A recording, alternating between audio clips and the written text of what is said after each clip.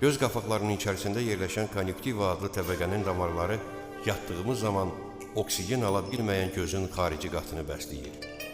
Buynuz qişanı təşkil edən hüceyrələr yuxu zamanı göz qapaqlarının arxasındakı zəngin damar şəbəkəsi ilə qidalanmağa davam edirlər. Göz yaşı fərqli hallar üçün fərqli miqdarlarda ifraz olunan bir mayedir. Göz yaşlarının birinci və ən vacib funksiyası gözü mikroblardan qorumaqdır. Tərkibindəki ferment lizosim bir çox bakteriya növünü parçalamaq və mikrobları öldürmək kimi heyrətləndirici xüsusiyyətlərə malikdir.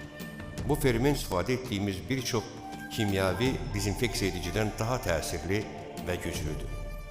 Təəccüblüdür ki, belə güclü öldürücü tərkibə malik olan maddə gözün özünə zərər vermir. Gözdəki göz yaşı mayesinin istehsalı həssas bir mexanizmlə tənzimlənir.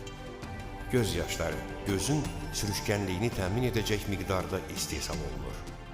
Əgər göz yaşı mayesi az miqdarda istehsal olunsaydı, gözün hər hərəkəti bizə davamlı olaraq ağrı və narahatlıq verərdi. Məsələn, bəzi göz xəstəliklərində gözün göz yaşı mayesi istehsal etmə qabiliyyəti azalır.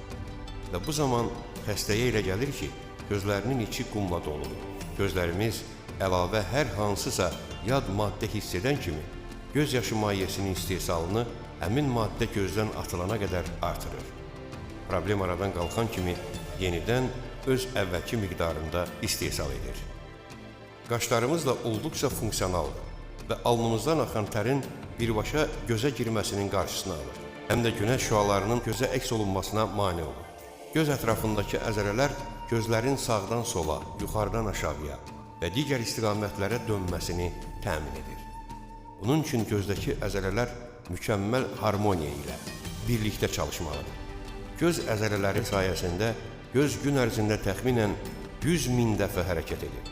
Bir insanın ömrünü nəzərə alsaq, bu hərəkətin trilyonlarla icra olunduğunu deyə bilərik.